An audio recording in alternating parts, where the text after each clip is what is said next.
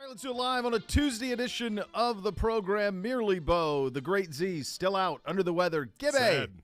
It is sad. It's the Gibby show now. It's not.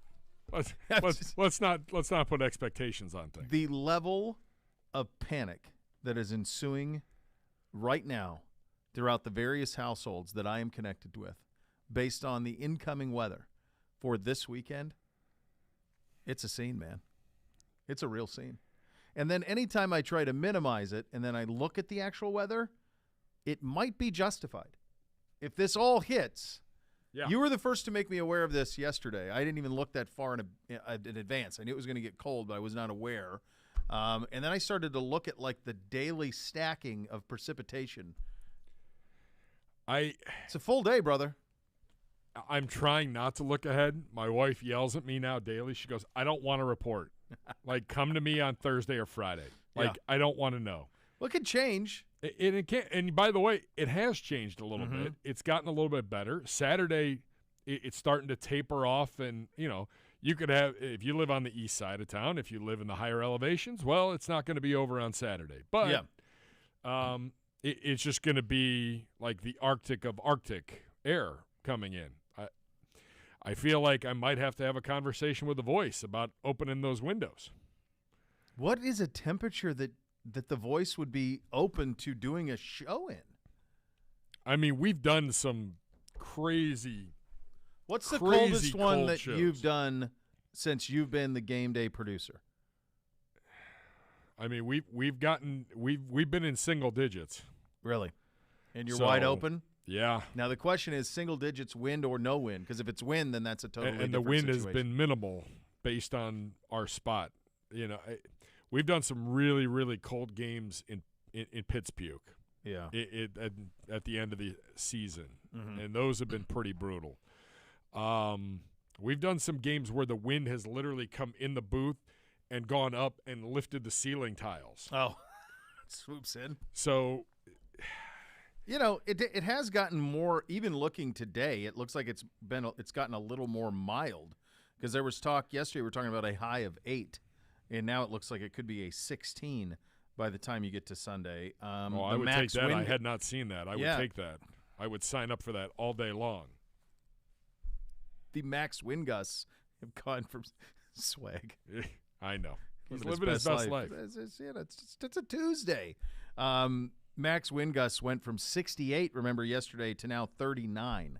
So that's still problem, brutal. but the average wind was in the 30s. Now it's 17. So it's going to be cold, but it's not going to be.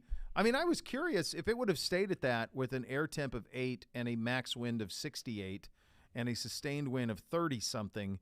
Is that even safe to play in?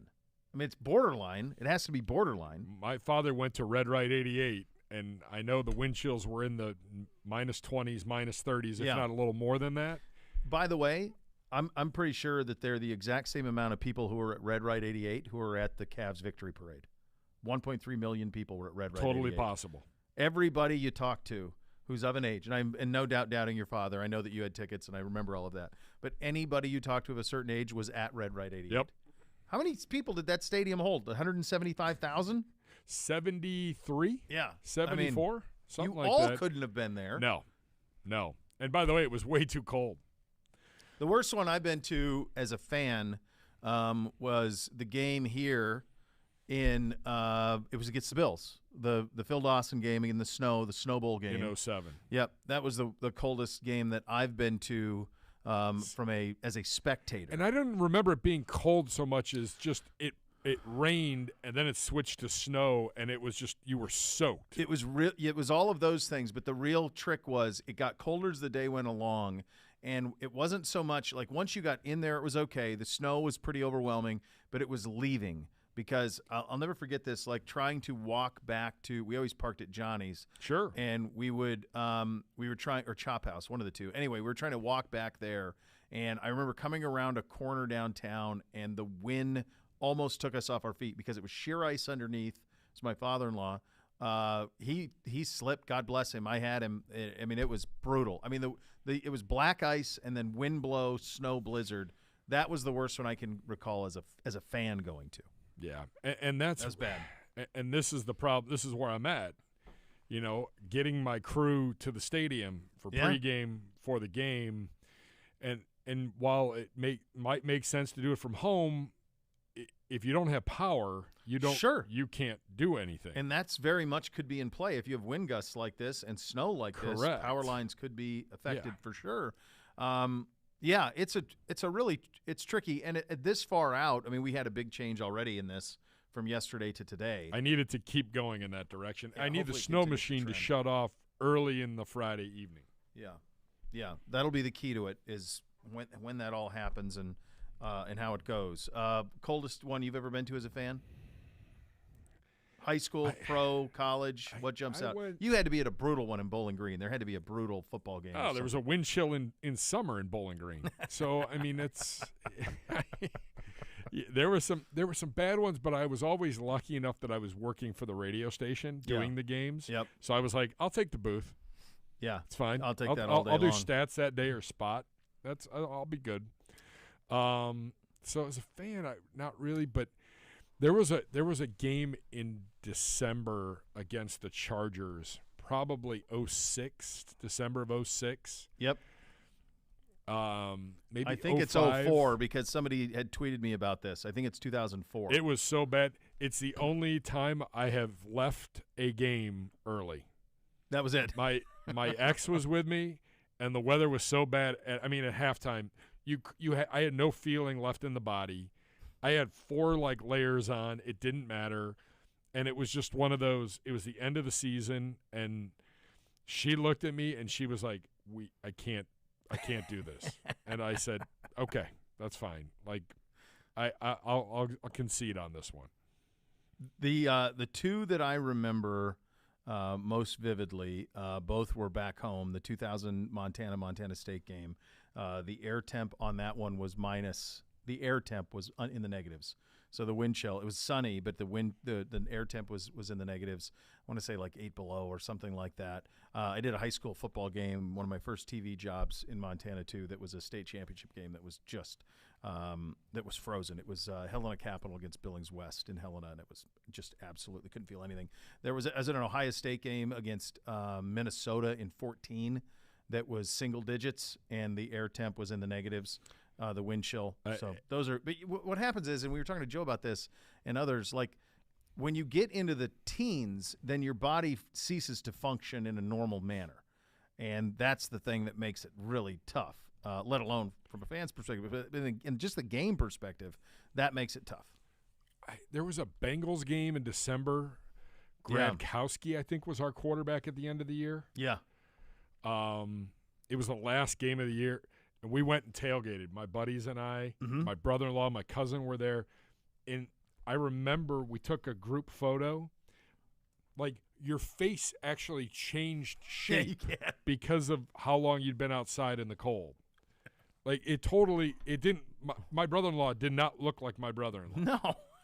No, it's not right. Put a ribbon on this with this. My dad sent me a graphic of apparently the worst of this is happening in the motherland, and Montana has a chance to break the air temp record lows this week. And so there is near where I grew up, near Great Falls, the air temp is minus 39 air temp, not wind chill, air temp. There's a couple in near Bozeman and Butte where the air temp will be minus 47 air temp. That's a freezer. I don't even know what that is. How do animals operate? I grew up in it, but I don't. That's air temp that cold is pretty rare. I mean, it's how do you get everybody in a barn? You don't. I mean, the cows aren't in a barn. They're out. They got fur, and you hope for the best. I mean, that's kind of what it is. I mean, you got to break ice for horses, and that's the way that it goes. But no, they're not at barns. So these are the one instances when my dad would let the dogs come in the house. It was very rare. 30 below air temp. That'll do it. Be a dog night. That's a dog night in. All right, players are back in the building today for practice. Just remember, from a calendar standpoint, this is a Wednesday for us. It is a Tuesday, obviously, but it's a Wednesday for the players because we play again on Saturday, which I liked a lot. You and I were talking about that off air. Yep. I like that Saturday calendar. I like having that day after. You can watch the league or whatever. But I like the college calendar of the Saturday. It feels like a win. But that's what we are, again, obviously, with back-to-back Saturday games. So they are back and they are practicing. You'll hear from Coach. He'll be at the podium in about 20 minutes. And a couple of roster updates. Ethan Posick going to return from IR. So he's got 21 days, or the team has 21 days to figure out, to activate him, whatever. I mean, if he's ready to go, let's get him in there on Saturday. He was great. I mean, He started the first 10, as you guys remember. Nick Harris went down early in camp, and then Posick was great. Started the first 10 games, got that injury in the first quarter of the game against Buffalo on the 20th, and placed on injured reserve on the 22nd. So we'll see how this goes. If they can get him ready, no offense to Yelda Froholt, because he's done an admirable job filling in, but Yelda's a guard. Yeah, no, I mean, this is center. Yeah, this one feels like that could be a real boost for the interior of our offensive line. You had Monday Night Football last night, and because it's the NFC, and they spent a lot of time talking about this on the broadcast, the traditional, less so on the Manning cast, but talking about the fact that the Packers are still very much in it. Rodgers spent much of his press conference post-game talking about the Packers being very much in it after a 24-12 win over the Rams on Monday Night Football. They are 6-8. The problem for them is that the teams that they are looking up at in the NFC have tiebreakers over them. They've lost to both the Commies and the Giants. So that makes it tricky for them down the stretch. So they are at 6-8. They need the Giants to lose out, and they need totally possible, by the way. Well, what does the Giants' schedule look like as we say totally possible? That was a big win for them the other day. The Giants are at Minnesota. Vikings. They're not losing to the Colts. They're at Minnesota, Colts at home, at Eagles. And the Eagles could be playing for nothing at that point. So the Giants, to me, look safe. The Commies, because one win would do it. One win gets you 9-5-1 if you're the Giants. The Commies, to get to 9, they would have to win. Well, even one would do it, because that would be 8. It'd be 8-1. The Commies have a tough one. Yeah, at Niners, us, Cowboys, depending on what the Cowboys are playing for. So that could be harder for them, and I suppose that's what you're banking on if you're a Packers fan, is that the Commies will lose 2 out of 3 and be 8-1. You'll win your last 3 and be 9-8. That's what it would take to get in. I mean, you need a lot. I felt like the traditional broadcast last night was spending an inordinate amount of time breaking down Aaron Rodgers' body language after every throw. I mean, I thought his body language was fine. I noticed that so preoccupied late in the with game. They were like, "Whoa, he's freaked out about this," and look at him, he's upset by this. And, I didn't think that. Did you? I mean, it just seemed like he was playing ball. I didn't sense that at all. It was it's not a great game. I was predominantly Manning cast last night. I watched a little of traditional, but mostly I watched Manning cast. And then I do my normal thing where I get to, once I know it's coming to halftime, I watch Yellowstone, and then I'll get back to it. So, it was fine. And Green Bay's still in it. The Rams officially eliminated as they dropped to 4-10.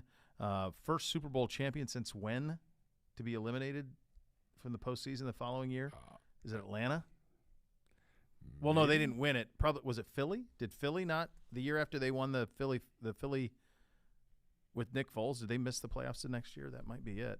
But they're on the outside looking in. Packers hanging on. The NFC playoff picture kind of crystallizing a little bit, and we'll go get some of this stuff in around the league. That thing's wide open, man, especially if these injuries in Philly stack, especially at the quarterback position. You were traditional broadcast last night, or did you do Manning's? I did more traditional. Did you? I was at the Manning cast a little bit, and I just wasn't feeling it. It's really getting, it's kind of they're doing the same thing every week with the pre-rehearsed gimmicks and jokes and stuff.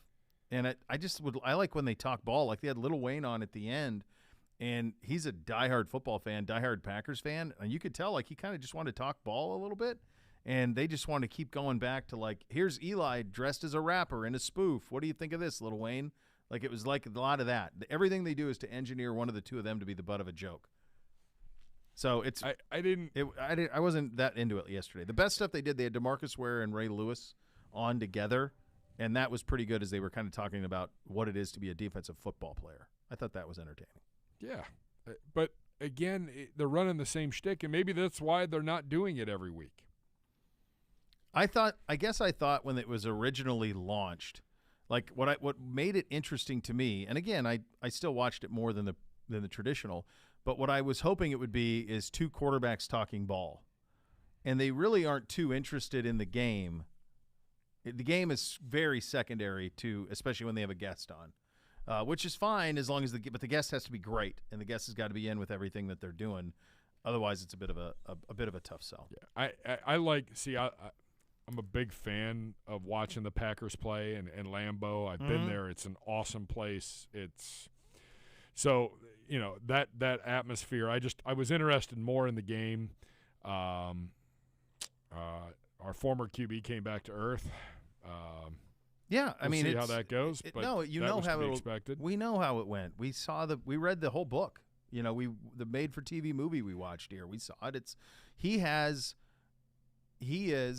and it, every time I say it, I feel like it comes across like really derogatory. It's not that. He is a front runner in the sense of when it is good, he's good.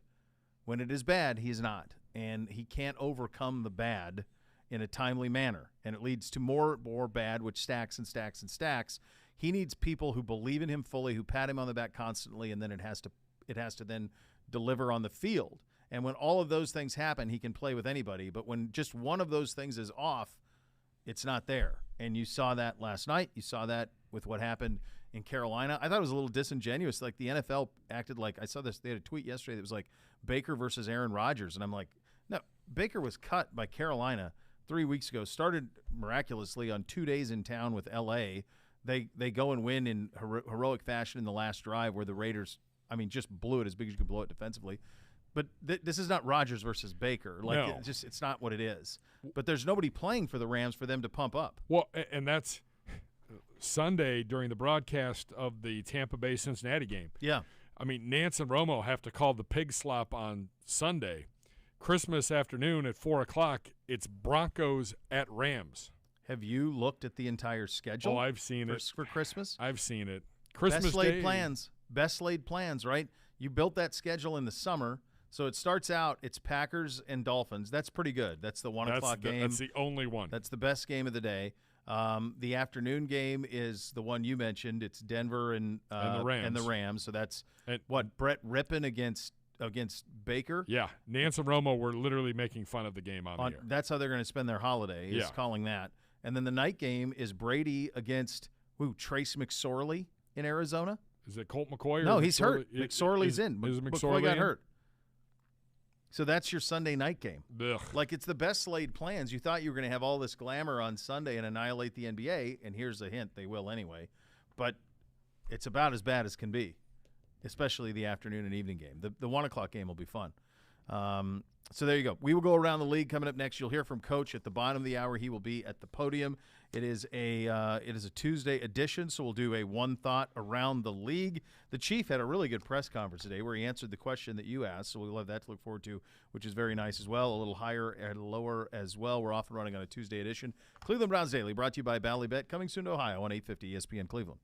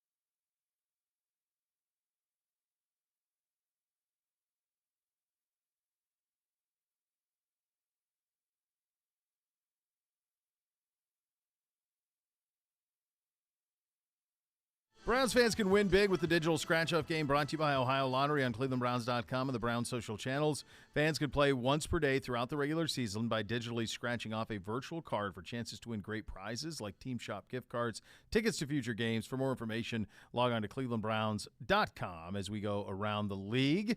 Gibbe pointing out that the Jets are going to start Zach Wilson on Thursday. No Mike White. Did you see the Robert Saleh comments from yesterday about how first of all, he said, we live in this instant coffee society. And I'm thinking, I don't know if I've had instant coffee in my life. I'm 40. Is that a thing now? Our kids aren't drinking instant coffee, are they? What's the definition of instant coffee? I mean, it's like Sanka.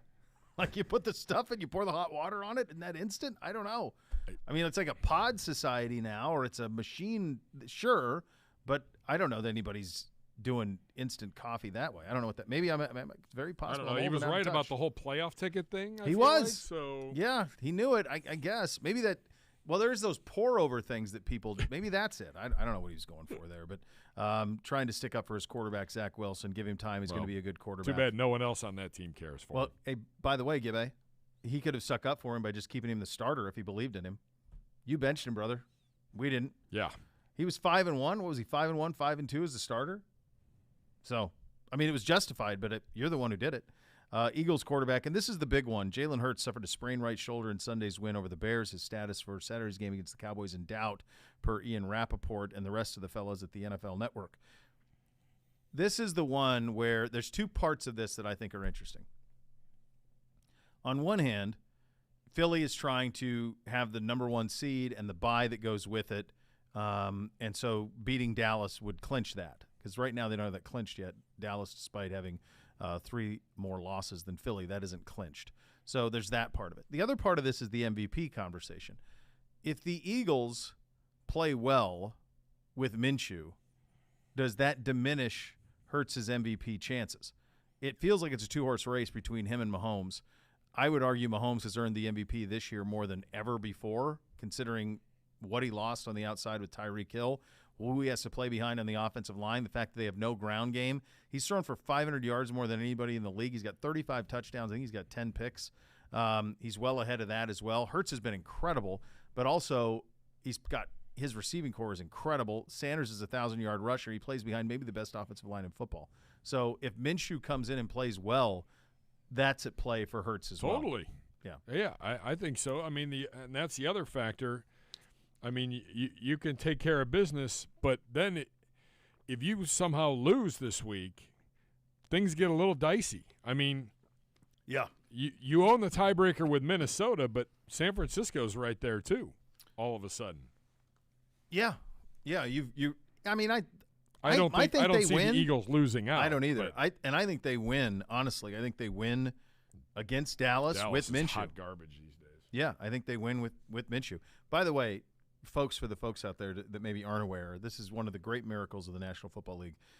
Jerry Jones, the owner of the Dallas Cowboys, does weekly media. He talks after every game. We've talked about this before. Yep. He did his weekly meet radio show today down in Dallas and said that they need to get the ball to Michael Gallup more. Can you imagine a scenario where every NFL owner had a weekly show where they said what the coaching staff should do more? I mean, it's unbelievable that it's just the norm down there. It's been that way for so long that I don't know if it even makes headway. But every time I read one of the quotes, I just laugh and go, that is just gorgeous. Unfiltered. It's incredible. Yeah.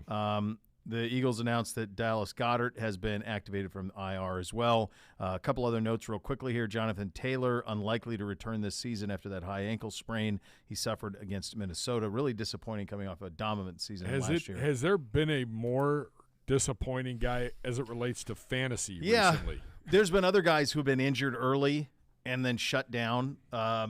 Christian McCaffrey in recent years has been a guy who was, drafted first and then didn't play. Yeah, but I mean, this guy was a top 3 pick. He was the number one, by far the most picked number one was Jonathan Taylor. Matthew Stafford says he doesn't intend to retire after the 2022 season during an appearance on his wife's podcast the morning after. Maybe you should rethink that, Matt. Does he want to play in L.A.? That's the real question of it all. All right, coming up next, you'll hear from our head coach, Kevin Stefanski, at the podium. You listen to Cleveland Browns Daily, brought to you by Ballybet. Coming soon to Ohio on 850 ESPN Cleveland.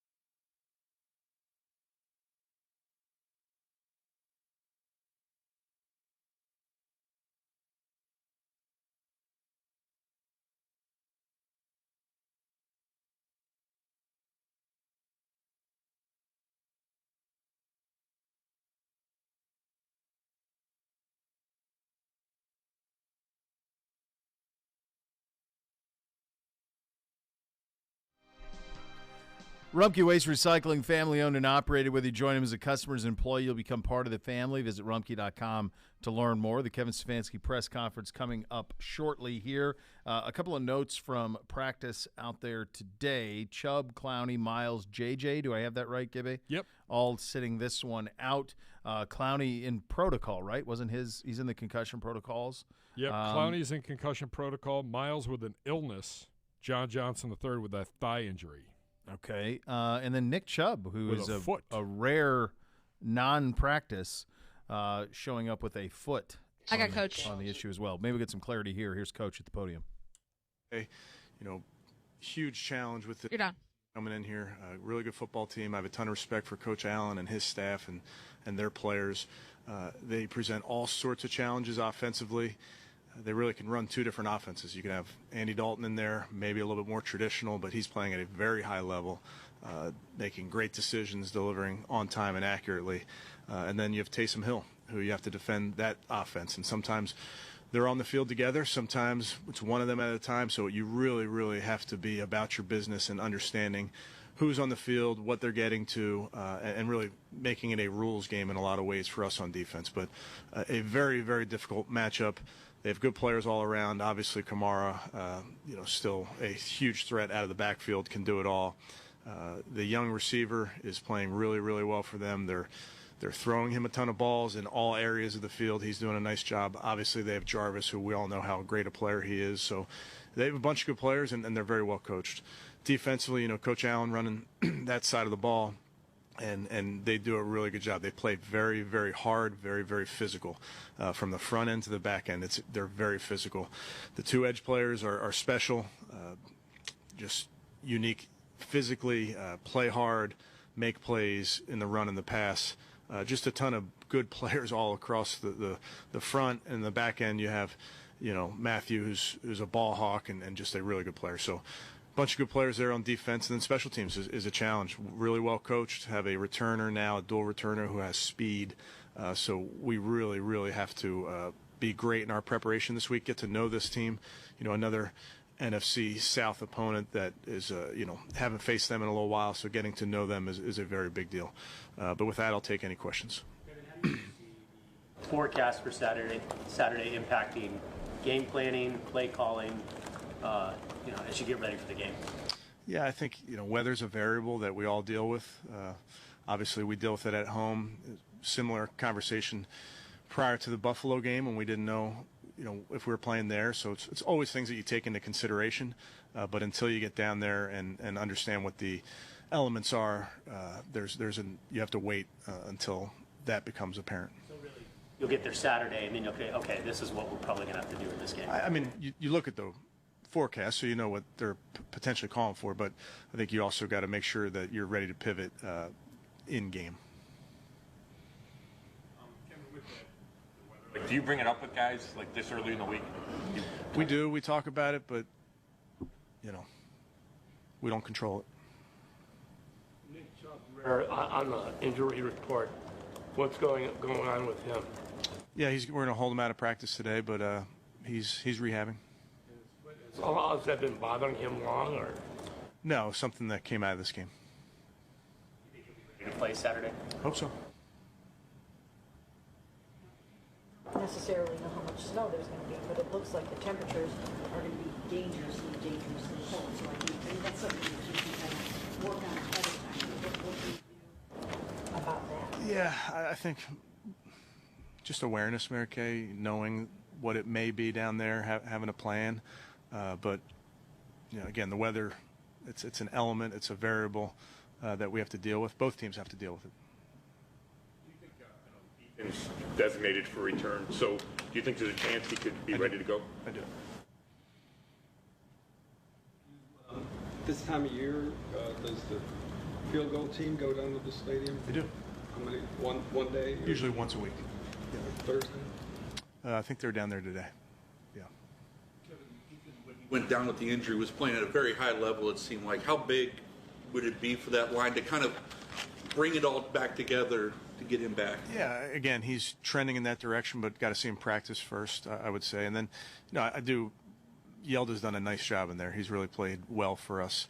So if it is Yelda, again, we're excited about that because he's playing well. If it's Ethan, we're excited about that. He was playing at a high level, playing very physically for us prior to getting injured. Yelda gotten more comfortable. I mean, that wasn't a natural position, coming in. Yeah, I mean, he had played center in college, and it's something that he really hadn't done with us, and maybe much in the pros. But when you have a smart player like you do in Yelda, a physically gifted player, once he got the reps, the game reps, the practice reps, I think you really saw him hitting his stride. When we talked to Nick earlier, he didn't mention his foot, but he talked about how the blocking with the line and the receivers especially improved in that game with the Ravens. What happened to make that? Yeah, Nick's right in that it takes 11 guys to get a run game going. Everybody's got to be involved. The quarterback has to be involved in carrying out his fakes, even when he's not blocking somebody. So I thought the guys did a nice job across the board, tight ends, wide receivers, like you mentioned. And that's what's required each week, because each week it feels like you're running into some very difficult fronts, difficult looks, and those type of things. And I thought in the last ball game, guys really strained to finish. League in fourth quarter rushing. Is there something about him that allows him to be maybe the strongest at the end of the games? I don't know. I would tell you, obviously, he's very determined. He's a very physical runner, but he does not like to be denied. When you first got here, what were your first impressions of Jarvis? And kind of what did he mean during the years he was here? Yeah, I feel like we just over the years talking about Jarvis, just what he brought to our into the building, into the locker room, game day. I just always marveled at him pushing through injuries. Sometimes wasn't near 100%, but fought through it, played, took a hit, got back up. Just a very, very tough physical football player. Mason Hill, how do you handle a guy that feels like he's unique to kind of every other team in the league, how they use their guys? Yeah, it's really interesting. They do a nice job. He can line up at quarterback, at running back, at tight end, at a wide receiver type position. He plays all the special teams for him. So he's a weapon in his versatility. He does everything well. He's a very, very physical runner. Doesn't run like a quarterback per se. He runs like a fullback. Can throw the ball to all areas of the field. There's no limitations to what he can do in that regard. So it presents a huge challenge. And then not to mention, you defend him as a quarterback and he can just line up and block. So they do a nice job. I think they utilize him in a very, very smart way. And it's credit to them. They're using, a really versatile football player. About the midway point of the season, you guys have had one of the best defenses in the league after playing pretty poorly, through the first few weeks. It's kind of been the opposite for the offense, where you're ranked so highly in efficiency, and that's fallen, in the week since. What do you make of that, where each unit is not playing well at the same time, from a consistent basis? Yeah, obviously, like we've talked about in the past, you're looking for consistency from your football team, and then within the units, you're always looking for consistency. But sometimes it can be a few different things. It can be opponent-driven. It can be just certain things that you're doing offensively, defensively. But those are the type of things that we focus on week to week in practice. This week, making sure that we're consistent in all three phases. Be ready to go this week, but you got some reps out of Dalen Baldwin and Michael Woods. Even with David coming back, would you like to use those guys some? Yeah, well, I think it's a great credit, Mary Kay, to that room, to Chad O'Shea, to Callie, how they prepare the young players to be ready to go. Dalen Baldwin is a guy that we have a ton of confidence in and faith in, and he knows what to do and he makes plays. When the ball came his way, you mentioned David Bell, you mentioned Mike Woods, guys that have given us valuable reps. So we'll see how it shakes out this week and the remaining weeks, but it's always important to have dependable football players. Good. Okay, thanks, guys. You're up. All right, you heard Coach there talking about a bunch of different things, including the Saints and the way that they can come about you with Taysom Hill and the play of Andy Dalton down there. We'll be fair. I mean, he's a coach. You got to oversold it a bit. I mean, they're not quite as dynamic as you'd lead to believe. Chris Olave's great. He's been great all year. Both he and the other wide receiver out of Ohio State, Garrett Wilson, approaching 1,000 yards on the season.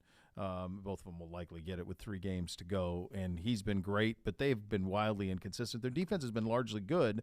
There's not a whole lot to scare you with this offense. Not when Andy Dalton's playing quarterback. Now, I will say this. Let's all beware of the situation, because in week 2 when we faced the Jets and Joe Flacco's had some success against the Browns. Garrett Wilson got the end zone on that one too, didn't he? Yeah. Andy Dalton has had success against the Cleveland Browns. So let's not go to sleep on him. That being said, it is a weekly conversation on this show. It was a conversation today in the locker room between the media.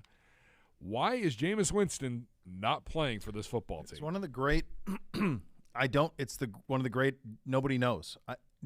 Dennis Allen, the coach, he's not interested in it.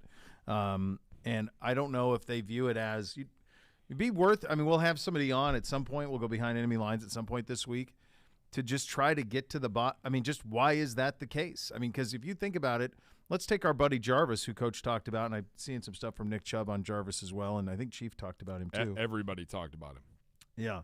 I'll get back to him in a second. But if you think about like the drafting of Olave, the signing of Jarvis, hopefully what was going to be, it wasn't, but you thought what was going to finally be a healthy Michael Thomas, that offense was built. I mean, my perception was built to get the most out of Winston and to see what he was all about. Now, they were in on Deshaun too.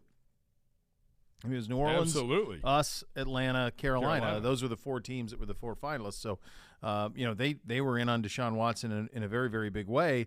But once that went our way, the fact that they just kind of held firm, the thinking was that it would be, let's run it with Jameis and see what he's all about.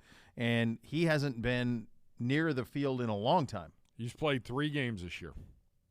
And they were all early. He hasn't played in forever. And I was looking at the Dalton game log stuff.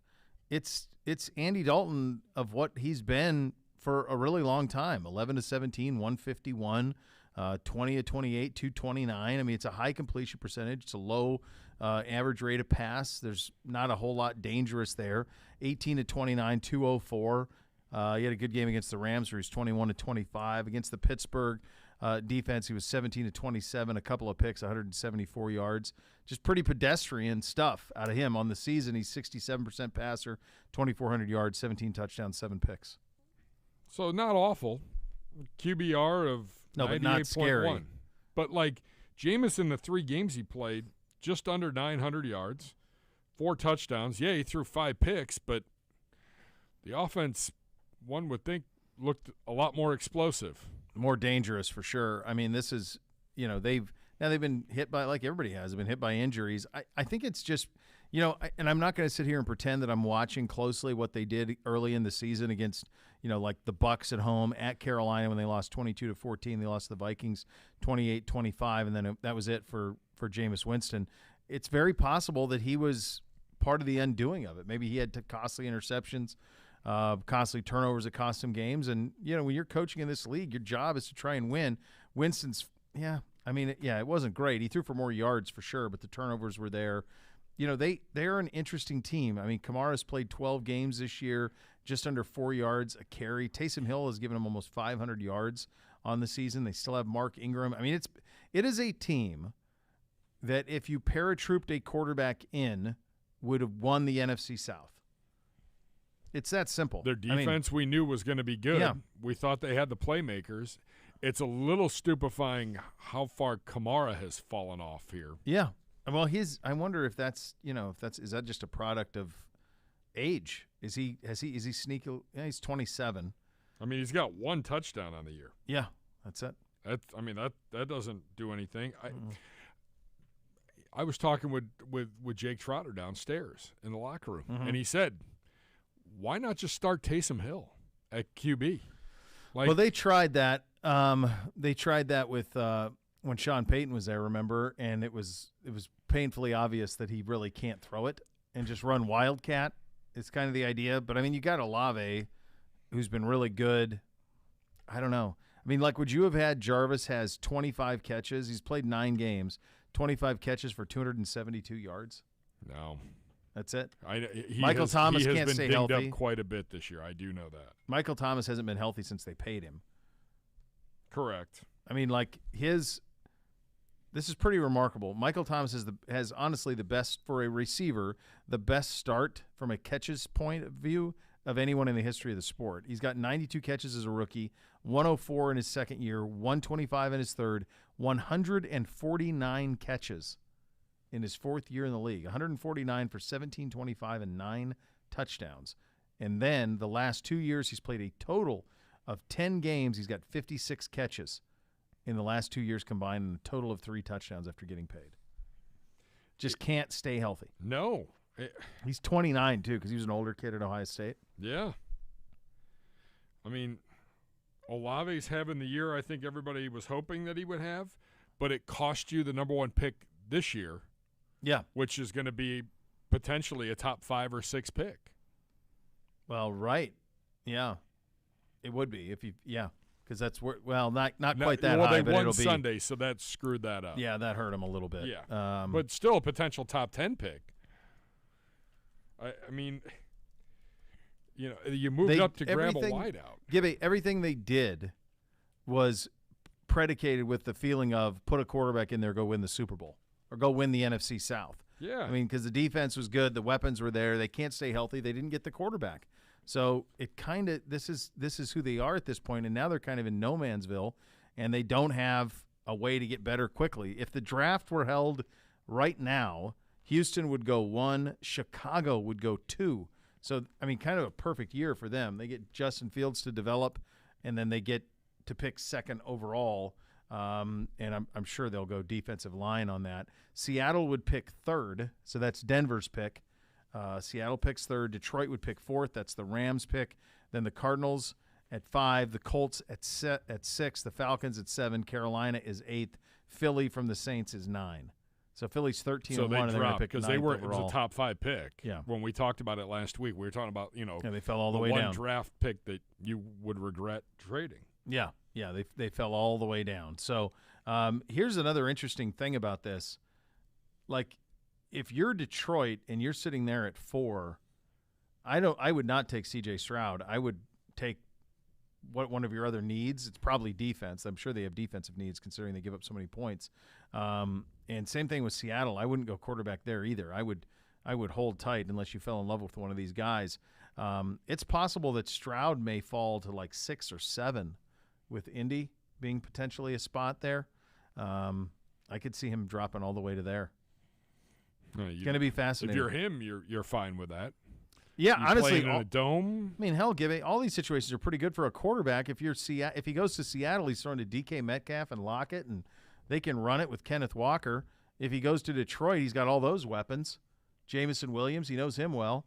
Their offense is electric, but I just don't know that he's better than Goff, and I wouldn't bet on that he is. So I could see him falling a little bit. Really good teams. Here's your lesson when we get to the draft. Really good teams this year that had odd years for injury reasons or whatever, and I would put Arizona, Indy, like these are talented teams. Detroit, Seattle, Philly, all of those teams are going to get top 10 players in this draft. They're going to add to their rosters. That's pretty good. Yeah. The other flying under the radar in all of this for the Saints, and obviously we'll go into the Saints a lot more detail as the week goes on, but if you didn't have the debacle with the coaching staff in Denver, is Dennis Allen the biggest name on the hot seat for the New Orleans as head coach of the Saints? Year 1, gets promoted after being the DC, has made some bonehead decisions, for lack of a better term, and they have not lived up to expectations at all. But do you find it's so quick, right? Like, I think there's a lot of teams in the NFC especially who feel like they're kind of in no man's land. Like, they're all trying to get the quarterback situated. They're trying to align themselves to get a quarterback. I don't believe that this is a quarterback great draft. I do not feel about Stroud the way I felt about Fields. Levis out of Kentucky is wildly inconsistent. Young at the top makes a lot of sense. By the way, did you see his statement yesterday? Bryce Young, the kid out of Alabama. I knew that he was playing in the bowl game, but I didn't see his statement. Yeah, he said, I look at this as a great opportunity to play with my team one more time. Like, he has nothing to gain. He won the Heisman. He's going number 1 overall, and he's playing. So Good for him. Bama still has culture, is what that tells me. In an era of name, image, and likeness and everything else, that Bama's still got a little bit of culture. Couple other takeaways from Stefanski. Stop asking him about the forecast. It doesn't matter to him. At least in front of the media, it doesn't matter to him. Right. It matters to He the rest can't of us that have control to it. deal with it. But honestly, like, I'll defend the beat here. Correct. Oh, no, Like, no. it's the I most do too. interesting thing about this because it's the biggest variable. Yeah, We don't I'm not have taking a any shot at the clue. media. No, but I know. You've I just asked mean, your like, question about it. Yeah, he's not going to. He's not not going to give you anything. No, but the hopefully some players will. Like, I think you'll get some stuff on that, and we'll play the chief cuts from later. But it is the most interesting variable in this whole thing because it's rare in any sort of competition when you're 4 days out and you have no idea what the playing surface is going to be, and that's where we're headed. Yeah. We're heated, right? How do we? Our field is heated. I think Hoff so. said that Monday, Little and bit. Yeah. I assume he would know. I wonder what the process is. Do you tarp it until right before and then You're going pull to it? tarp it, and you're going to have the jet engines underneath it. Okay, so they tarp, jet engines heating, and then as soon, like 2 hours before kick, they take it off. Probably you'll start taking probably about 10:30, about 2.5, because it's got to be clear by 11 because you got players that everybody has to be out and start warming up. So, I mean, you're going to have it down by 11 a.m. So, I wonder how quickly it goes from like a pristine field with good traction that's been heated with blowers and covered to a frozen. Like, how quick does 16 degrees hit it and freeze pretty it? quick. I would think so too. Pretty quick. That's going to be a very hard playing surface. Yeah. Come Saturday. You imagine the old days with the AstroTurf? No, thank you. I mean, on top of concrete.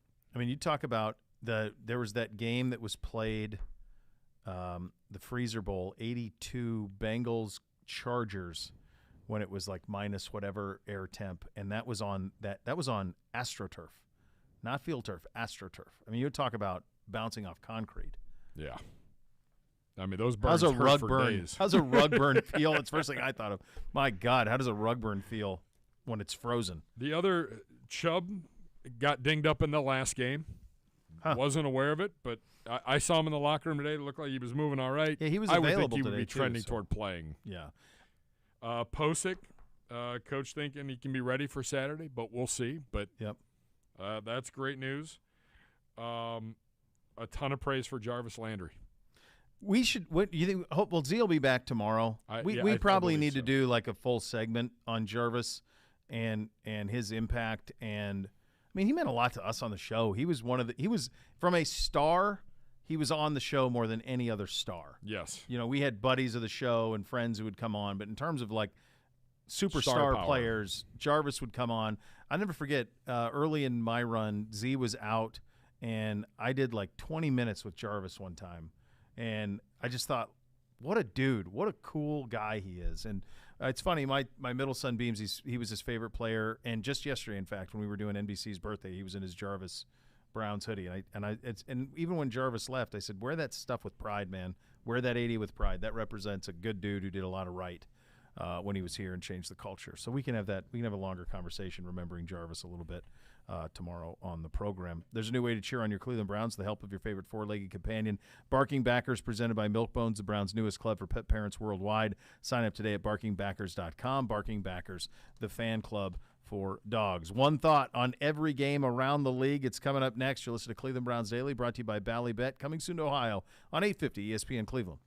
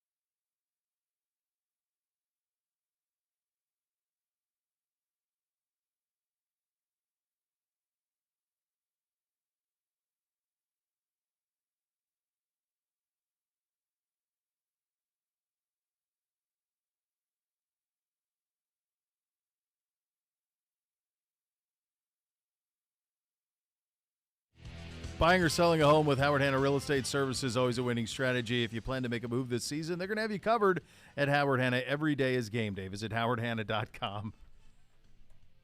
Do you know? So, Swag, I just said this.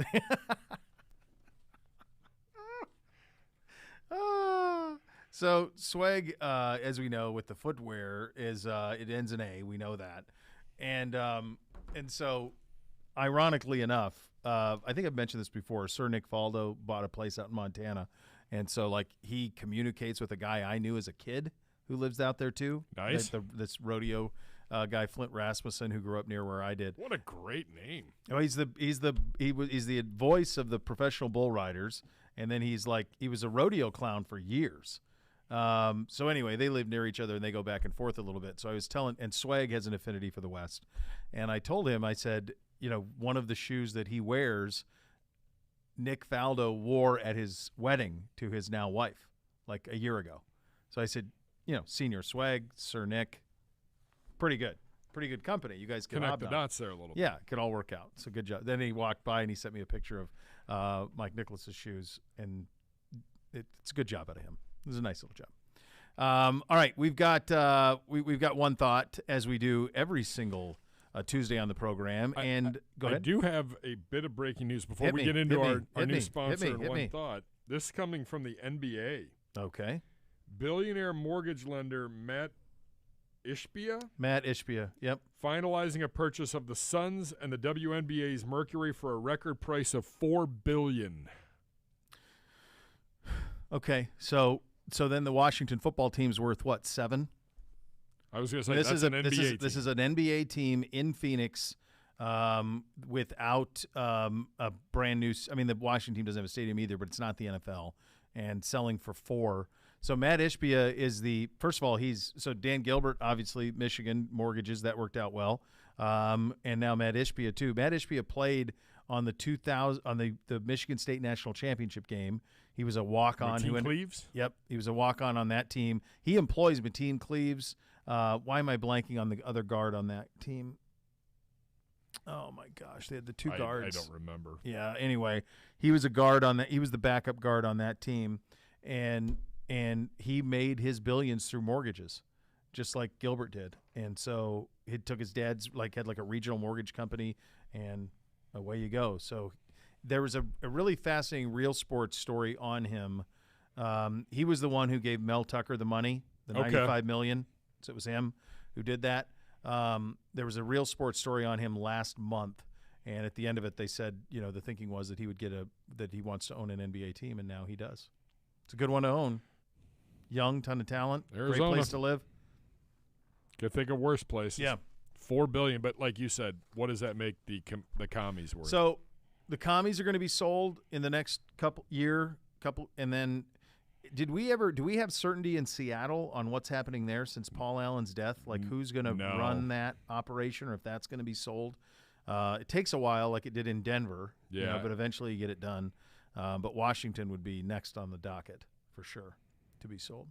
All right, time for one thought around the league. Taco Bell football feast meal during the 2022 regular season. Fans can head to their local Cleveland area Taco Bell to pick up a football feast meal. It includes a Chalupa Supreme, beefy 5-layer burrito, cinnamon twist, and a medium drink. After 9 o'clock, the box is $5. You cannot beat that.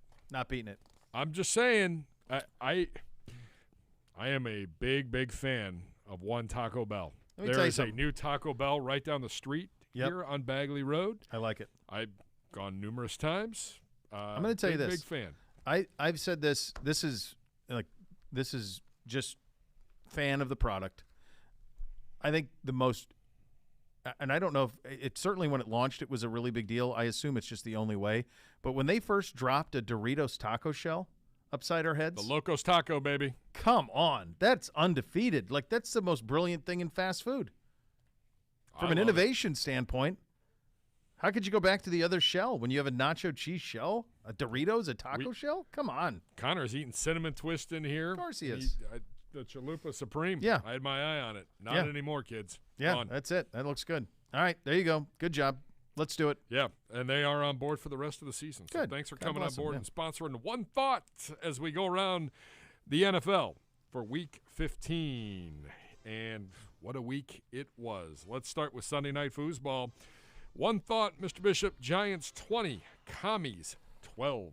Yeah, my one thought is on the Commies. I think they were done in twice by the officials.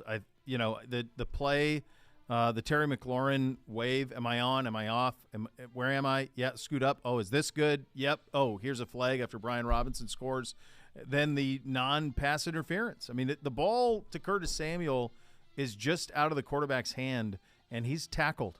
And look, on the scores, a little bit of a teaser for the kids. What do we end up? 11-5. Killed it. Oh, I thought you guys were off. No, 11-5. That was one that I got wrong. Was the Commies, and but so you pay attention to that. That's brutal. That was a brutal finish for them, and it could be really damaging because New York was kind of dead to rights, and they should have been better than that at home. They were also billing that as like come out. The one defensive lineman bought all the tickets for fans. Like nobody wants to go to that team because they hate the owner, they hate the branding, they hate the stadium. One of the most proud franchises. It's a tough spot, and to not deliver, that's the one thought from that one. Yeah. I thought the Giants were dead and buried. Maybe they got a little something left. Yeah. Well. Maybe. A little bit. I don't know. That was – you're right. I remember going back on the scores, and that was one that I think we all felt Washington was going to take care of business. The Bengals – they win 34-23, a big third quarter coming back against Tom Brady and the Tampa Bay Buccaneers. Yeah, the Bengals are who I thought they were and not who AP thought they were. You remember last week when we did higher, lower? Look forward to him coming in here. I look forward to that. The Bengals played as bad as you can play for a half of football. Burrow gets a drive right before half to make it 17-13, and then they annihilate Tampa in the second half. They are right now the best team in the AFC, and I think you could make an argument they're the best team in football right now. They beat the Chiefs. They've got the Patriots this week, and then they host the Bills in 2 weeks. And they still need Kansas City. It's Monday Night Football. It's Monday night. You're exactly right, which is going to be a monster. They still need Kansas City to lose one more game to get the 1 seed, but they are who I thought they were. They've won 6 in a row. They're the hottest team in the league. Did you think it would ever end this way with Brady, by the way? No. This bad? I don't know what's going on with them. They're not good. He's not good. I don't. He's 45. But like their wide receivers are struggling to make plays. Fournette's just dropping the football, which, I mean, it's what he did at the end of his Jacksonville tenure. Like, you get what you get with that. But their defense just getting shredded the way it did. I don't know what's going on. My one thought is, and it's more of a question, what is going on with the relationship between Joe Burrow and Tom Brady? So in my morning occupation, I said, I think Joe blew that. I think that, he was trying to talk to Devin White, who's an LSU guy, and we're former teammates, and I think he was trying to do that. And in the process, he was almost trying to be a little too cool. So, I don't know.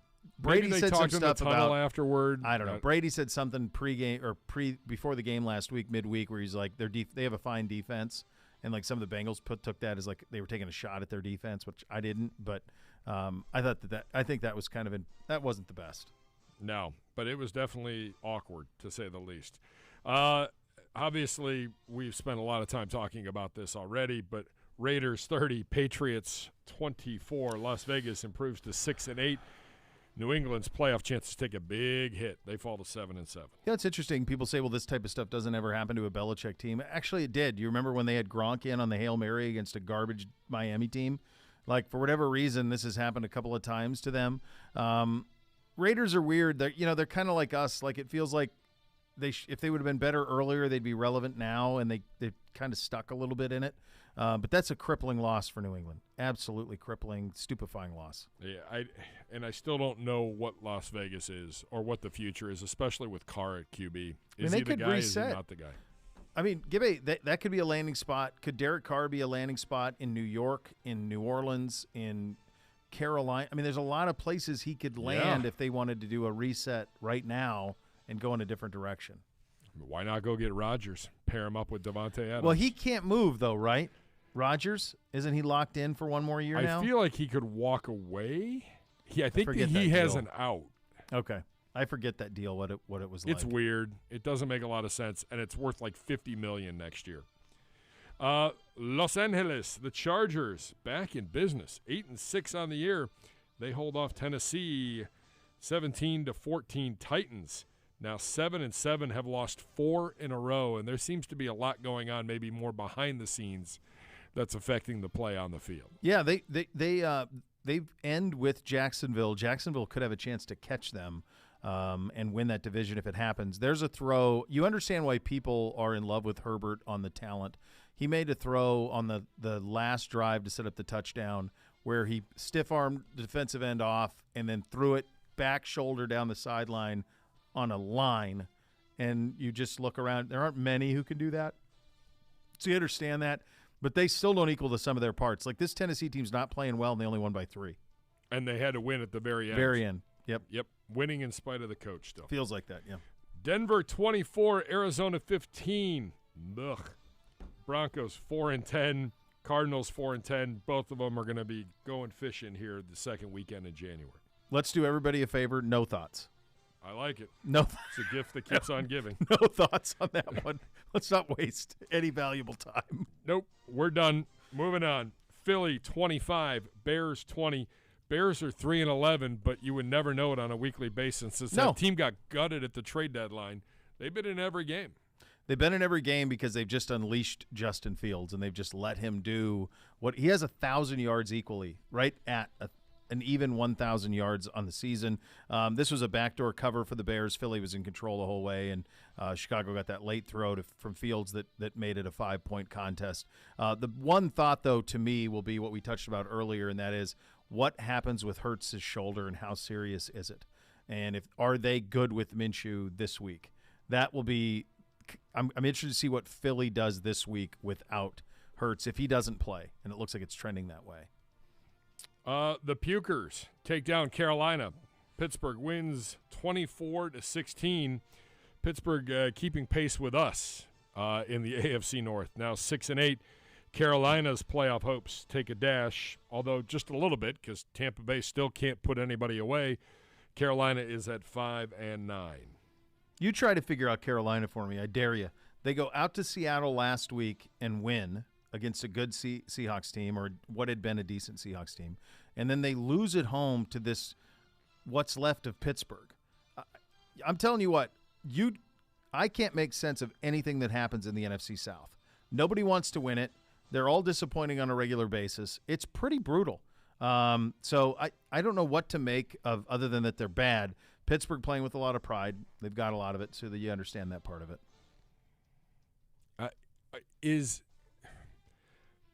Does the winner of the NFC South end up getting in with a losing record?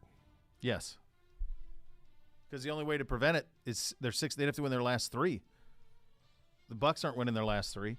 So, Nope. Yeah, it'll be 8-9 is going to be the winner of, at best, I think will be the winner of that division. You think about there's no bigger example of it. By the way, the same thing could happen in the AFC South.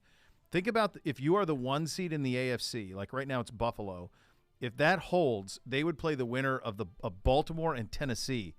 The 2 and 3 have to play Miami and the Chargers. The 2 and the 3 play those, and then they have to play each other. So the 1 seed gets a bye as opposed to a gauntlet game, and then they get Baltimore or Tennessee, which are not gimmies. I mean, you imagine being Kansas City or Cincinnati and having to play the Chargers or Miami in the first round and then having to play each other just to get to an AFC championship. Conversely, if you're Buffalo right now, bye week, winner of Tennessee and Baltimore, yeah, I'll take that road. Give me that road. The 1 seed is critical.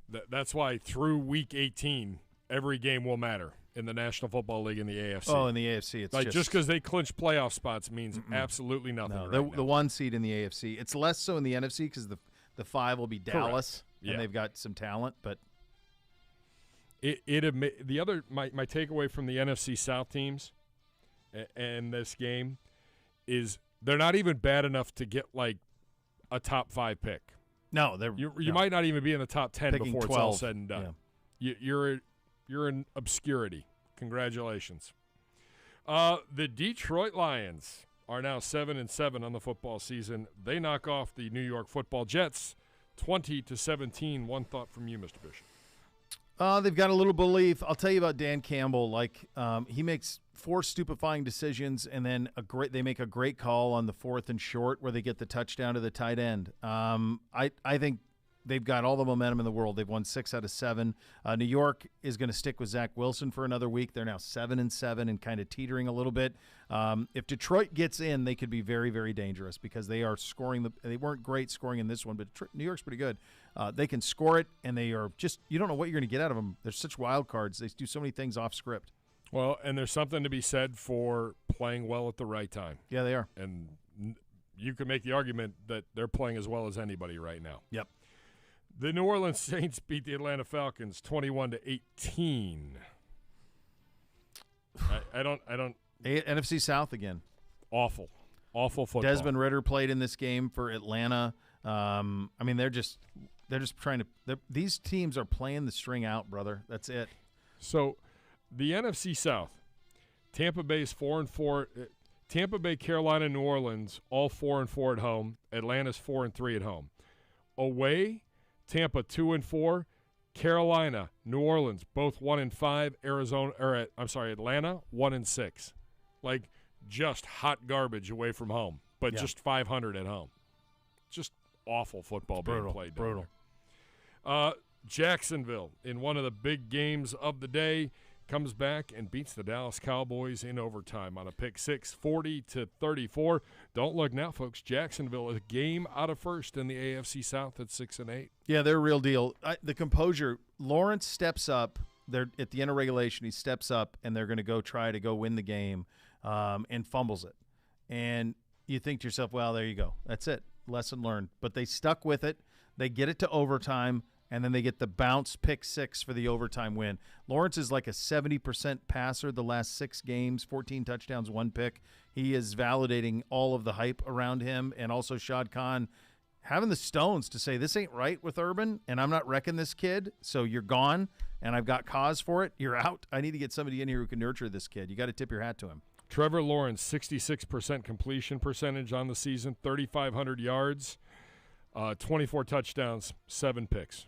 Yeah. Pretty good. He's been insane the last 6 weeks or so. Yeah. By the way, the Jacksonville Jaguars' last 3 games, Thursday Night Football in New York against the Jets, and Houston, home for Tennessee. Yeah. Yeah, it's there for them. I mean, we talk about Week 18 could be Bengals-Ravens. Could be that on Sunday Night Football to close out the season. There's a lot of possibilities because there's also Ravens and Bengals are on that final weekend. Yep. There's a lot of playoff winner-ins. The Chiefs hold off the Texans in overtime, 30-24. Back-to-back weeks. Actually, the Texans going back to our game. 3 straight have covers. Played well, yeah. Just not well enough. Yeah, they have. They're showing a lot of heart. The move back to Davis Mills seems to have helped. Kansas City, it feels like they're bored. They're just trying to just get to the postseason. That's kind of where they are. But they really have struggled running it. Mahomes at one point hit on like 20 straight passes in this game. They don't have a consistent ground game. They don't have a consistent deep threat, but he's so great that it doesn't matter. He should not be Kobe'd. This happened to Kobe a lot, where it's like people forgot him in the MVP when he was the best player. Don't do that to Mahomes. That's the right choice this year. I agree with that. I don't know how Kansas City goes into Buffalo in January if they have to, and wins if they can't run the football. No, I agree. I just think but Buffalo's not great at running it either. I think you're just rolling with 15 is the deal. You know. Yep. I mean, that's why I keep coming back to Cincinnati. Cincinnati's built to play, and they can run it. They can do either one. They can. And really Baltimore to a certain extent as well. Yeah. If they just didn't have all the injuries. Yep. From Saturday, Vikings 39, Colts 36 in overtime. And here endeth the Jeff Saturday experience. Thank you for coming. Yep. Appreciate you keeping the seat warm. Don't let the door hit you on the way out. Yeah, 33-0, biggest comeback in NFL history. Yeah, that'll do it. Vikings defense, by the way, still sucks. It's going to be a problem for them in the postseason. But they can score with people. But that's a bad loss. Bad loss for Jeff Saturday. It will be interesting to see who the Vikings get in round 1 of the playoffs, because right now I think they can be had. It'd be the commies right now. Be them against the commies if it held right now. makes things a little uncomfortable. Yeah, for sure. Finally, AFC East Saturday night foosball. It was a big one, and it was Buffalo coming up on top of Miami, 32-29. Yeah, fun game. Buffalo back in first place in the AFC. Felt like they needed it more than Miami did almost. I know Miami's lost 3 in a row now. But it felt like one that Buffalo really needed to kind of validate what they've been doing. You know, they hadn't played clean in a while. That was a good win for them. Yeah, good win. I read Peter King's Football Morning in America, and he was like, hey, you know, like Miami, that's a good, like, morale win. Yeah. I'm like, you've lost 3 in a row, man. You bombed 2 on the West Coast. You came to the East Coast, and you had your chances. You played competitive. I'm not saying you didn't, but you've lost 3 in a row, and you're 8-6, and your wiggle room has gone away. No, it's all of that at the bottom of the AFC. You know, it's kind of still all up in the air. So Dolphins' last 3, pretty good. Home for the Packers. Must win for both teams. Yep. At New England. Must win for both teams. Mm-hmm. Home for the Jets. Yeah.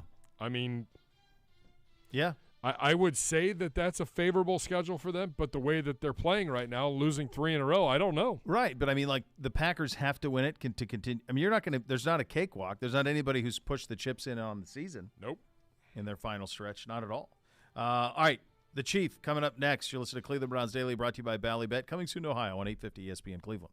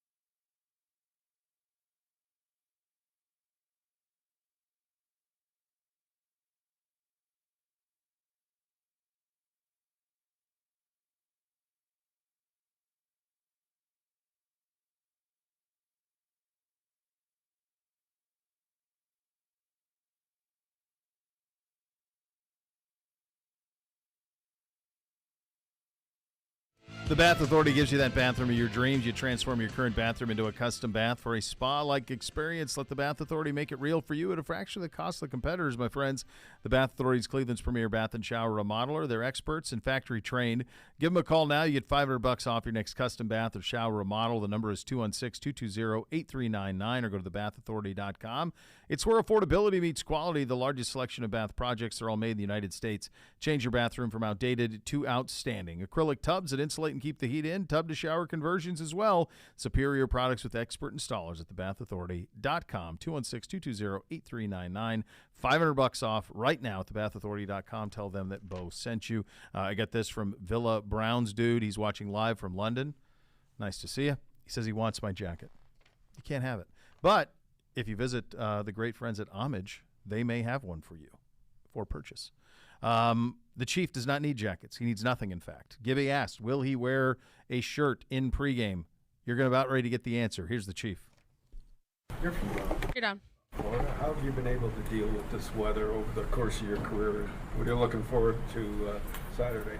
I'm not from South Florida. I was born in Jersey. Oh. Yeah, so I'm Check that. I'm used to the cold. However, that doesn't mean I like the cold, but on game days I don't really mind the cold. As you can probably tell, I'm shirtless pregame every game. Will you do so that Saturday at -10? I will. Does that help you get used to the cold when you do that, like quicker? It's more just like a mentality thing, On game day, I feel nothing. You've played in some colder games here. Is it harder to catch the ball when the temperature drops below a certain level? It is what it is, It's football. We're in the cold. It is what it is, Can you talk about Jarvis Landry and what impact My guy, he had, for sure. On this locker room and on this team? I think he had a huge impact. I think he was one of the main reasons we got this thing turned around, along with obviously a few other players. But I got to give credit to him for the majority of it because, he had the mentality, the mindset of winning, of, pushing through adversity. And I feel like that rubbed on a bunch of players at the time when he was here with other players that were here that aren't here anymore. I think that rubbed off on everybody, and we were just, focused on, pushing our limits. So, yeah. Were you disappointed then when he was released? Yeah, I mean, in this business, you create a lot of relationships, some stronger than others, and it's tough to see people that you really care about, go somewhere else. But it's business, it is what it is. Hey, I've seen you break down the team just before the games on a couple occasions this year. Who decides who breaks down the team? I guess it's more of just like a feel. Do you just volunteer? I mean, I guess in that instinct, I was, very motivated to, to play and to get the other guys going. So I just felt it was necessary that I talked. So it's like spur of the moment. Yeah. Is it every time you've done it? You've done it a couple times this year. Oh man, I don't know, man. Maybe, yeah. David, can you talk about your penchant for hurdling and just is this a part of your game that is that always going to be there? I mean, it's definitely a crowd pleaser. And what's the mindset of the hurdle? The mindset of a hurdle? I mean, I guess it's just like the spark of the moment, If I see a defender, thinking like he's running, obviously when I have the ball in my hand, I'm running towards one way and I have people running towards me. So I guess just like the way I see someone coming at me, I decide what I do, So to complete my question, what inspired you to do that before the Ravens game? Break down the team and send a message to the locker room. I had a lot of energy at the time, and I wanted everybody else to feel my energy. What was your message? To dominate. You get hit in the face, you get back up, you hit them in the face. David, did you have any question in your mind with the playoff chances being what they were after the Bengals game, that you guys would play with the same effort against the Ravens? Our focus is 1-0 every week. No matter what happens, our focus is 1-0 every week, and we take great pride in that. So we're focused on the Saints this week, and the following week we'll worry about that. How do you keep to that when there's... It's a mentality thing, Obviously, things aren't the way we want it to be, with our record, we wish it could be better, but it's a mentality thing. We're here for a reason, for a purpose, and we're going to do that. How much is with Deshaun? How much do you feel like you have really kind of established that rapport that you like to have with the quarterbacks in such a short amount of time here? I think we're definitely getting there. You know, we keep progressing every week. I feel like we're nowhere near, like we're not even scratching the surface of what we could be. So, and I mean that as a complete offense. You know what I mean? We have so much talent on the offense that we haven't been utilized yet. Hasn't been utilized yet. So I think there's so much more we can do. He's talked about, you know, he's still working his way back. Doesn't know when the switch is going to flip to him being that, you know, superstar that we saw in Houston. But have you, whether it's in practice or even in the games, have you yourself already seen the glimpses? Oh my God! Of course. I've seen a bunch of, you know, flashes of excellence, and I know I know what he has in him. You know what I mean? So I'm just excited to see him progress, but I'm very excited to see the whole offense progress as well, you know, with everyone together. So is he the kind of player that raises your game, David? Because he is absolutely. You know, I feel like he's very versatile. 30. Almost everything, if not everything. You know, I feel like when a play is normally dead with somebody else, I feel like he has the power to, you know, keep it going and potentially make a bigger play than what we expected happen. You know, so very happy he's on our side. When you watch Patrick Mahomes and Travis Kelce and all this crazy stuff that happens between those two, do you envision you and Deshaun doing Absolutely. similar thing? First off, those two are legendary. You know what I mean? All the kudos to them. I'm back. And Trav. And yeah, I feel like we can definitely do things similar to that as well. And so it's only a matter of time. So I'm very excited. You're up. Man, from his mouth to God's ears. Let's make that happen. Would love to see that here. Nothing quite like tailgating touchdowns and Twisted Tea. Tastes just like real iced tea. You know why? Because it's made with real brewed tea, cool, refreshing, and a 5% kick of alcohol. It's Thirst Down and Gold Twisted Tea, hard iced tea. Keep it twisted. Coming up next, a little game we like to call Higher or Lower, Better or Worse. AP is here in studio. We will do that coming up next. You'll listen to Cleveland Browns Daily, brought to you by Bally Bet, coming soon to Ohio on 850 ESPN Cleveland.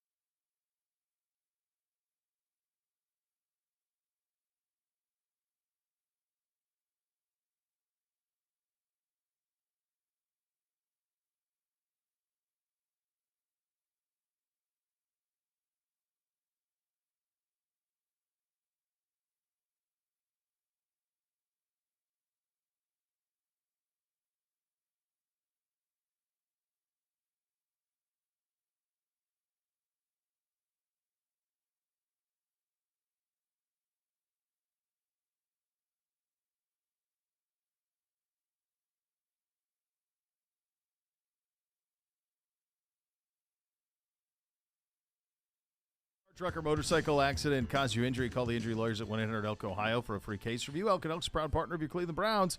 Time for a little higher lower, presented by Keep It Fun Ohio from Ohio Lottery, who remind you to set time and spending limits when gambling. Poisal in studio with us. AP, good to see you, my friend. As always, good to see you guys as well. Give it. Hello. Hey, buddy. Good to see you both. Do we want to have a little Festivus, a little airing of the grievances after last week and Poisal's bold statements about a few teams? We had enough airing of the grievances last week already. Bo literally spit water out. Come on. I almost spit water out. It's a legitimate water spit. So for those who missed, Poisal had the Miami Dolphins rated higher than the Cincinnati Bengals.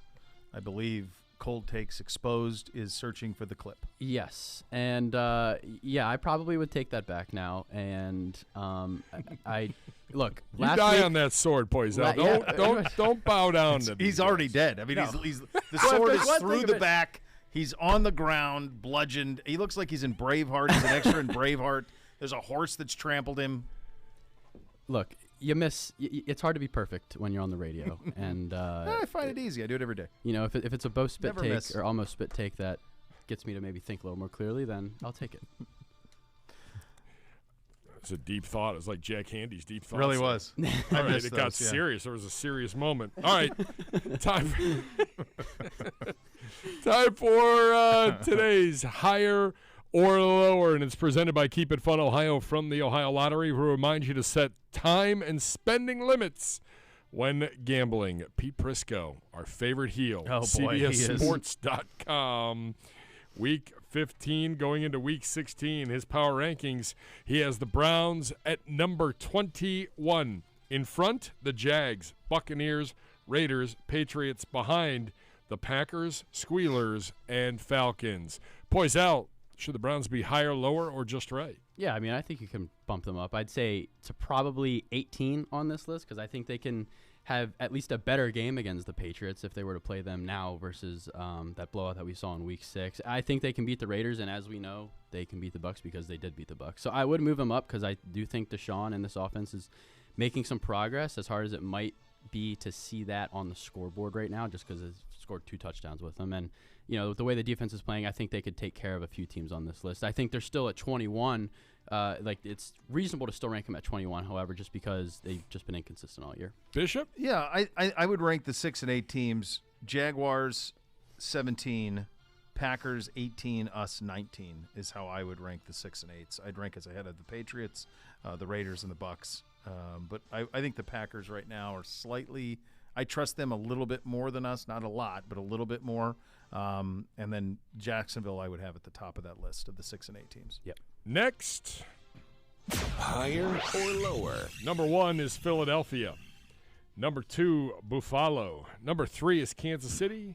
Number 4, the Cincinnati Bengals. Bo Bishop, higher, lower, or just right? I keep having it comes across like I'm like a Bengals cheerleader. Like I like Burrow. I'm not a cheerleader for the Bengals, but like they're playing really well. Some of this is just facts. They've won 6 straight games. They beat Kansas City when they played them.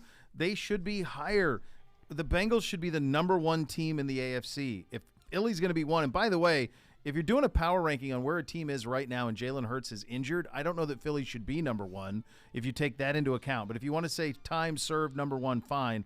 I think the Bengals should be 2 right now on this list, even though they are a game behind Buffalo and Kansas City head-to-head. They'll have a chance to rectify it against the Bills in a couple of weeks. Poisal. Yeah, I agree with everything Bo said, and before I came in here, I was thinking they could also be ranked the number 2 team as well. Although the one thing I will say, and we briefly talked about this last week, but now they've got 2 edge rushers that are down and could miss multiple weeks here. So, and they've got games against the Bills and Ravens coming up where it would really be helpful to have those guys on the field. So I think they're still okay with being 4, but I think they're on the same plane right now as the Bills, Chiefs, and Bengals. You could really order that however you want, and I think you got an argument for any of those teams. Yeah.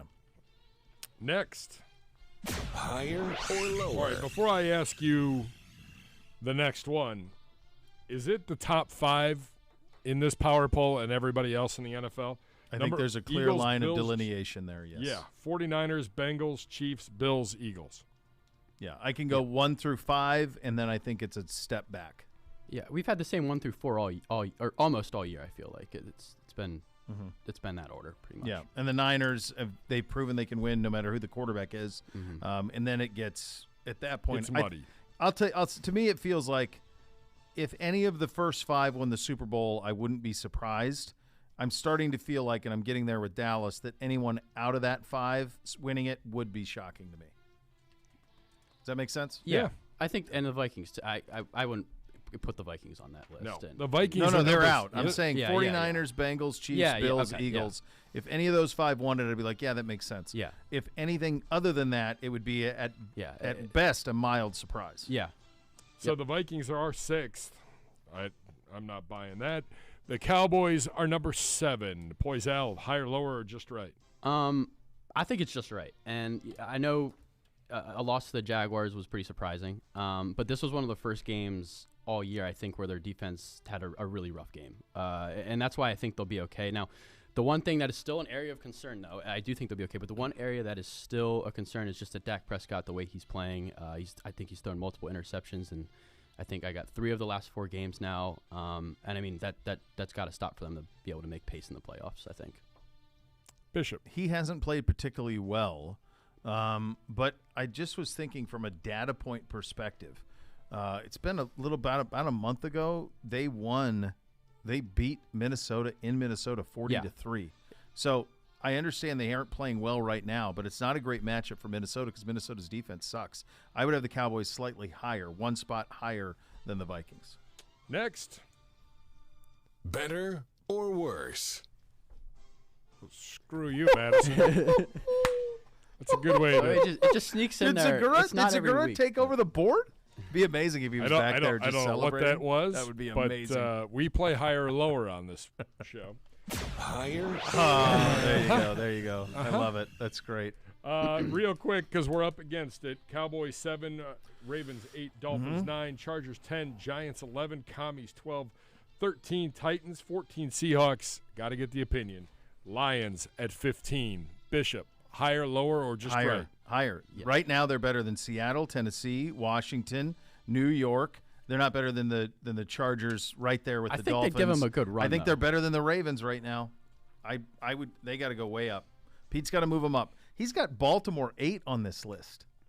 Yeah, that's not right with the injuries. Were we going to talk about Baltimore before we got? No, we weren't. But yeah, they deserve to be lower. Where would you put Baltimore, AP? I would rank Baltimore, I think, past Miami and Los Angeles and the Lions. So I guess that would put them at 11. 11, 12, I'd 13. still have them ahead of the Giants, ahead of the Commanders, ahead of the Titans. I would and agree Seahawks. with that. Yeah. Good stuff, AP.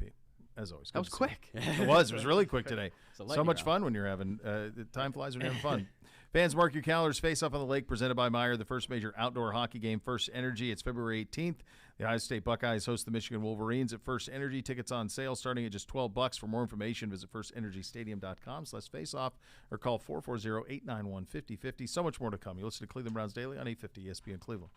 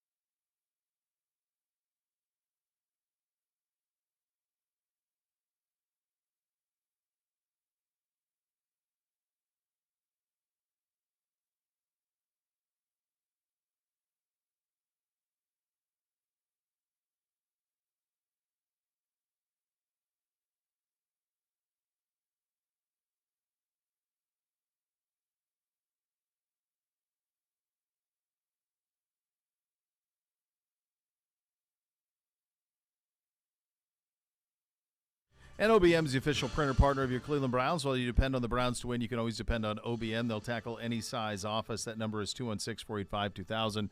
Or visit OhioBusinessMachines.com. Perhaps tomorrow's a girl will be off vacation. I mean, nice little couple December days getaway off. for him. Well, he's the co-voice. The co-voice of the 30. organization. You got to get that done. We're back tomorrow for more fun. The next level is coming up next. Thanks for listening, everybody. Cleveland Browns.